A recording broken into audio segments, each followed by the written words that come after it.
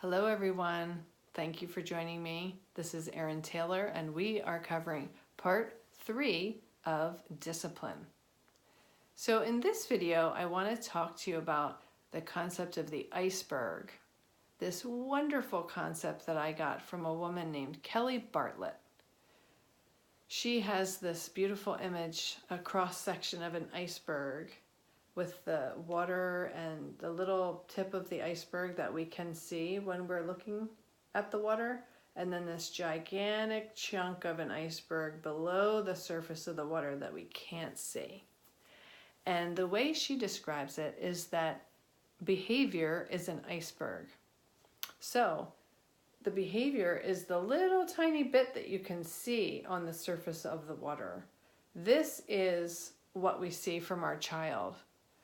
Acting out, having a tantrum, talking back, not doing their chores, getting a bad grade in school, hurting their friend, hitting their sister, breaking their curfew, stealing, taking drugs, harming someone, the whole spectrum from the minor to the major. That is the behavior that we see. But there's a whole lot going on under the surface of that water. That's what the real issue is. So what I teach is that behavior is a form of communication. The behavior is not a thing to focus on, but we as parents tend to get stuck right there, focusing on the behavior.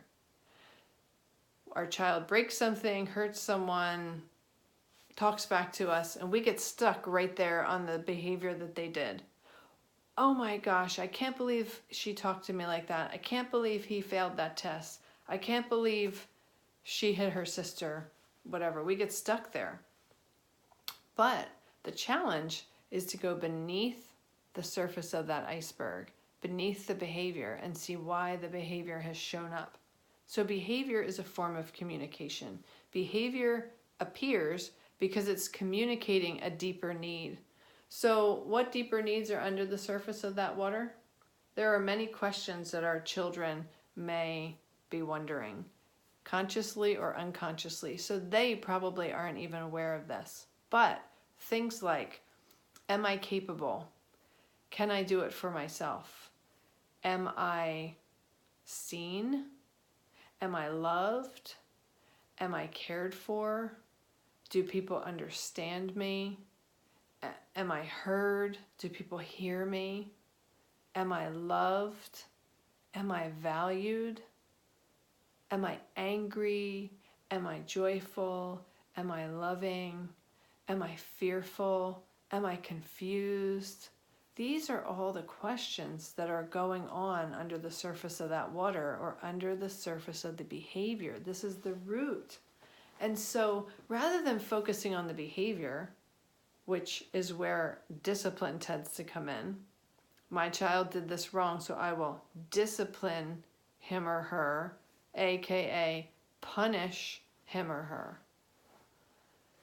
We do that in an attempt to stop the behavior. And punishment may work in the short term. It may actually serve to stop the behavior. However, much like putting a Band-Aid on a wound, it didn't address the root of the behavior. So it may give us the outcome we're looking for, which is they don't hit their sister anymore, they stop talking back to us, they do their chores when they're asked. But it doesn't really address the root of why they did it in the first place. So we have to dive beneath the surface of that behavior. We have to get off of our fixation on the behavior, and we have to ask ourselves, why did that behavior show up? Why did my child hit their sister? Why did my child not turn in their homework? Why did my child not come home at the proper curfew? Why did my child lash out at me? What's going on in them? And when we can get to the root of that need, there's an unmet need there that is screaming out for attention. If we can get to that unmet need and meet it, many times the behavior itself simply disappears. Because if the behavior has shown up to communicate a need that needs to be filled, that yearns to be filled. Once we fill the need, there's no need for the behavior. The behavior no longer has anything to communicate. So this is a really important concept to grasp, a very powerful concept.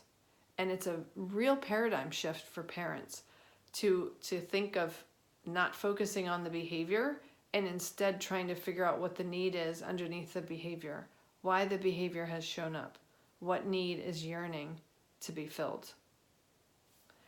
And in part 4, I am going to share with you a very simple formula that I came up with my own children to use discipline as it originally was meant to be used.